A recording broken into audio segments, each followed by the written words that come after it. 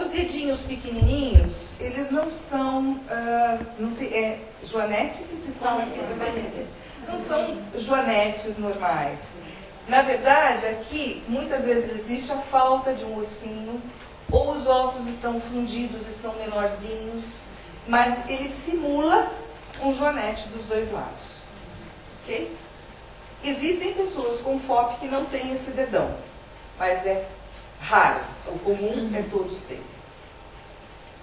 E existe quem tem o dedão e não tem a FOP. Também é mais raro ainda. Ok?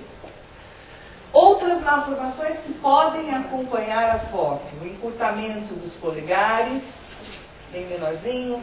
Os ossinhos das vértebras menores. E a presença dos osteocondromas, que são ossinhos aqui nas tíbias. São alterações menores que ajudam os médicos a fazerem o diagnóstico correto. O desenvolvimento de ossos em lugares inadequados.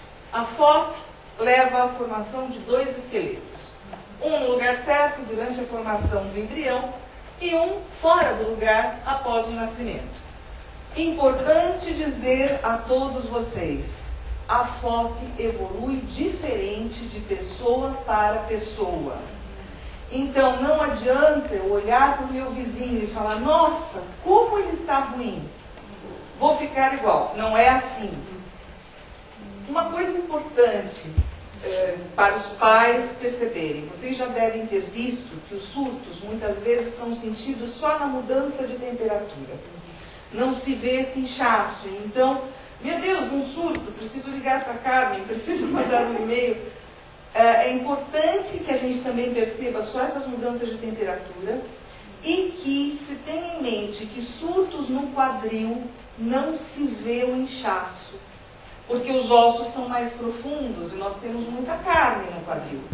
Muitas vezes é só a dor. E aqui a perda de movimentação é importante. A Carmen vai falar depois, surto no quadril, dor no quadril, notificar e escrever é muito importante. Okay?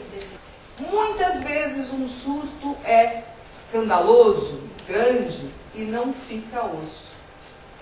E muitas vezes deixa um osso menor do que aquele inchaço, ou até grande. Ok?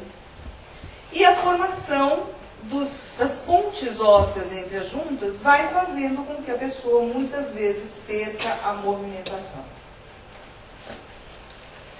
Podem ser atingidos todos os músculos do corpo, mas são poupados. O diafragma, então a respiração é correta, o coração, a língua, os músculos extraoculares e os músculos lisos em geral. Aqui novamente o padrão de progressão da FOP, como eu tinha dito para vocês, de cima para baixo, de dentro para fora do corpo, ok? O risco de envolvimento da mandíbula e dos quadris é maior conforme a idade avança. Vocês vão ouvir mais disso adiante. E é um padrão similar ao padrão de desenvolvimento do embrião. Então, ok, nosso gene realmente bateu com aquilo que nós estávamos ensinando do gene candidato. Onde podemos complicar? Quais as possíveis complicações da FOP? Os edemas agudos dos membros. É muito comum as pessoas dizerem que estão com as pernas inchadas, as duas pernas. Isso se dá muitas vezes pela compressão, devido a um surto. Aquele inchaço todo vai comprimindo os vasos e as pernas incham. Outras coisas que levam às complicações da FOP, que temos que prestar atenção, as infecções do trato respiratório, as quedas que levam a fraturas e a formação de ossos a mais, e os surtos na região submandibular. Aqui vai falar, né, Carmen? Aqui um surto na região submandibular, a Carmen vai falar, é um surto importante que precisa ser reconhecido e notificado. Ok? O diagnóstico da FOP, então, volto a falar, é fundamentalmente clínico. Pode ser feita a radiografia, a cintilografia óssea, a tomografia, a ressonância e a identificação genética. Mas, por favor, não se faz biópsia. Ok? Que é o que todo mundo quer fazer. Importante, quem tem FOP não deve ficar gripado. Por quê? As viroses estão ligadas com a produção de surtos, ok? Então, vacinas, que Carmen vai falar, precisam ter atenção. E quem tem FOP e fica gripado também tem a pneumonia como complicação. E existem estudos que mostram, então, o aumento dos riscos da FOP depois das viroses. Então, os critérios maiores, conforme nós já falamos, para o diagnóstico da FOP, e o diagnóstico é clínico. As radiografias podem ajudar, vejam aqui a alteração do dedão do pé. Aqui a formação de ossos a mais. Importante dizer que são ossos como todos os outros ossos do corpo. A cintilografia óssea, que mostra para nós o aumento de captação, onde nós temos maior quantidade de ossos. E a tomografia computadorizada.